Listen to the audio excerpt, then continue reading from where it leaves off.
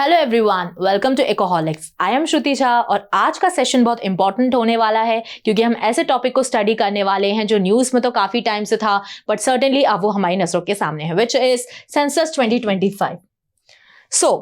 ये सेंसस जो है वो सबसे पहले अगर हम देखें कब आया तो it came in 1872 under the leadership of Lord Mayo, but regularly वो है जो 1881 से आना स्टार्ट हुआ था। और सेंसस किस लिए किसी भी कंट्री में लेकर आया जाता है तो उसका जो मेजर ऑब्जेक्टिव होता है वो होता है to study the demographic division of that country. ठीक है, किस कम्युनिटी के आपके यहाँ पर लोग हैं, किस कम्युनिटी में ज्यादातर लोग हैं। हर एक आप जैसे देखो, अगर क्रिश्चियन कम्युनिटी देख लो, मुस्लिम कम्युनिटी देख लो, सिख कम्युनिटी देख लो, या फिर आप जैन कम्युनिटी देख लो, बुद्धिस्ट कम्युनिटी देख लो, हर एक कम्युनिटी में किस तरह के लोग हैं, क्या आपका डेमोग्राफिक डिविडेंड है, ये आपको जो बताता है वो हमारा सेंसस बताता है। ठीक है, और ये बहुत इंपॉर्टेंट भी होता है जानना, बिकॉज गवर्नमेंट को भी पता होना चाहिए कि किस कम्युनिटी के उनके पास कितने ज्यादा लोग हैं और कौन सी कम्युनिटी जो है वो ज्यादा मार्जिनलाइज्ड है। सोशल सिक्योरिटी स्कीम्स जो है वो उनको किस कम्युनिटी को टारगेट करके बनानी चाहिए, क्या उसका फंड रखना चाहिए, ये सब हमको सेंसस से काफी ज्यादा समझने को मिलता है। So the first census in India was conducted in 1872 under the rule of Lord Mayo, the viceroy of India at that point of time. और 1881 से जो है वो उसको रेगुलरली कंडक्ट करना स्टार्ट कर दिया गया था। It records demographic changes, economic conditions and socio political trends certainly. So the role of census in India, तो अभी ये वाला जो 2025 का सेंसस हम जब देख रहे हैं, it is based on 3 basic initiatives. First is caste enumeration, the second is national population register and the third is electoral delimitation. तो इन 3 इनिशिएटिव के बेसिस पे जो है वो इस सेंसस को स्टडी किया जाएगा या फिर बनाया जाएगा। तो हम देखते हैं फर्दर कि क्या ये कास्ट एन्यूमरेशन या जो इलेक्टोरल डिलिमिटेशन या फिर एनपीआर किस तरीके से इस सेंसस में मदद करेंगे, वो हम आगे देखते हैं। Census is a vital tool for shaping public policy. Definitely, as I told you earlier, कि गवर्नमेंट को अगर पता रहता है कि क्या कम्युनिटी किस कम्युनिटी को हमको टारगेट करना है तो उनके लिए काफी आसान हो जाता है कि ठीक है अब हमें क्या फंड रखना है, क्या स्कीम हमको लेकर आना चाहिए। It provides essential data for planning and governance. Since independence, the focus has shifted from caste-based categorization to promoting a unified national identity. Fine. Now, caste enumeration. First one was caste enumeration.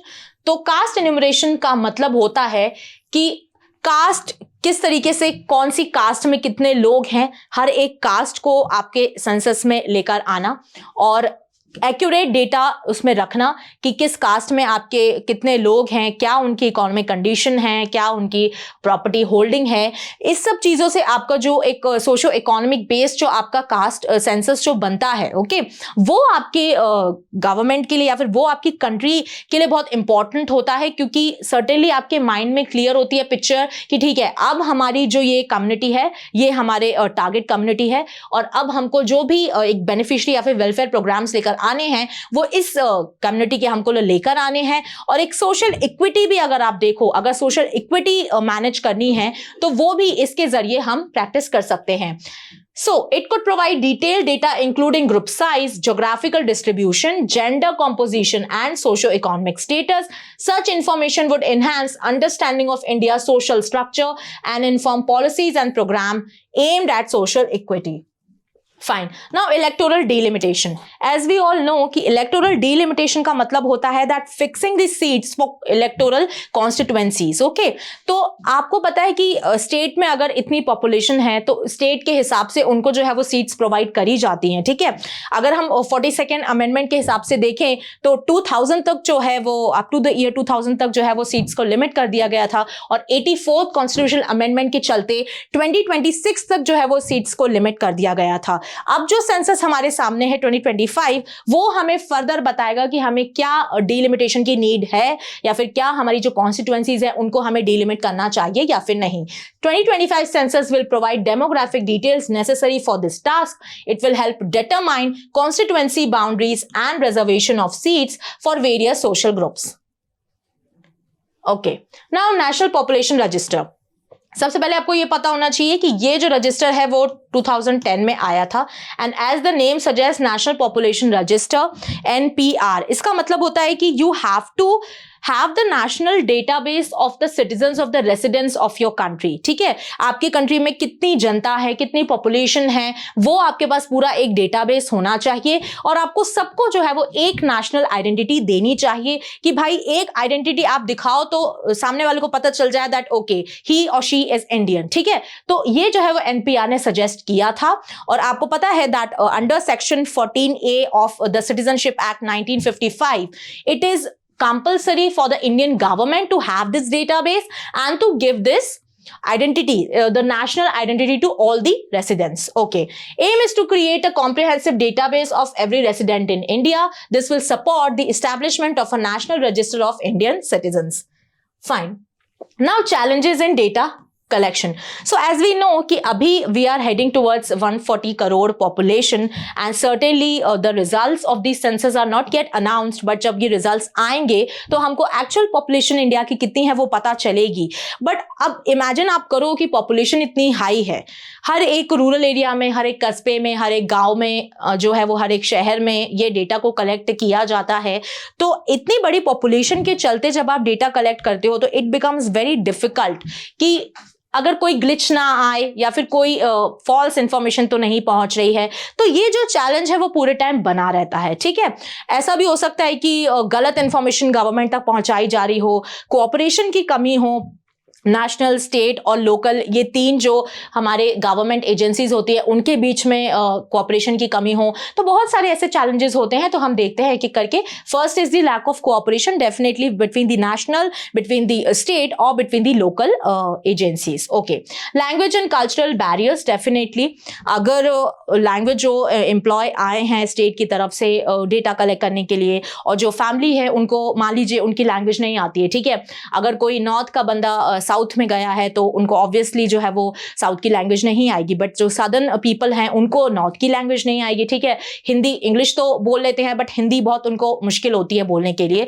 ठीक है, तो ऐसे case में जो है वो एक तरीके से लैंग्वेज बैरियर क्रिएट हो सकता है कम्युनिकेट करने में। तो ये जो कम्युनिकेशन बैरियर है वो भी एक तरीके का चैलेंज है। लार्ज एंड डाइवर्स पॉपुलेशन, ये मैंने आपको बताया इंडिया की काफी ज्यादा पॉपुलेशन है तो ये भी एक तरीके का चैलेंज है।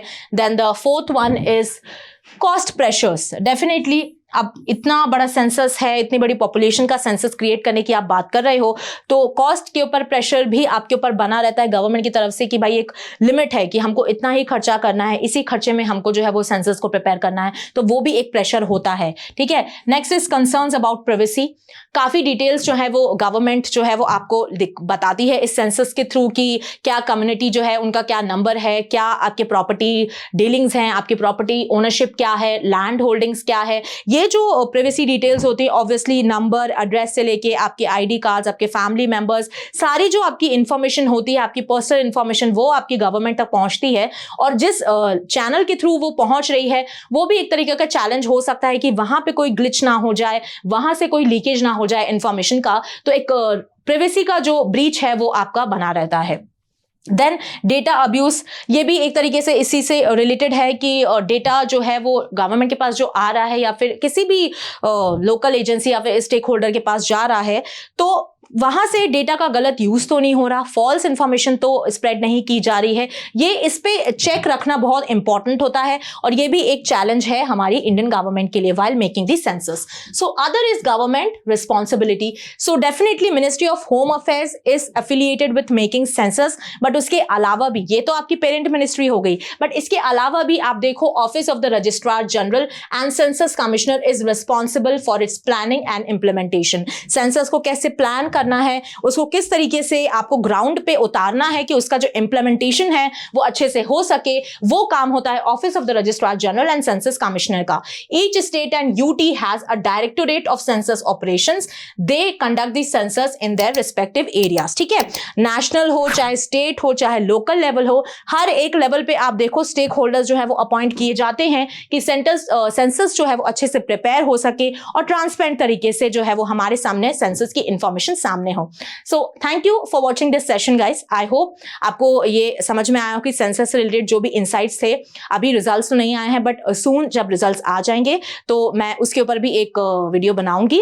Thank you so much for watching my session and subscribe to the channel Ecoholics. Till then पढ़ते रहिए, खुश रहिए। जय हिंद, जय भारत।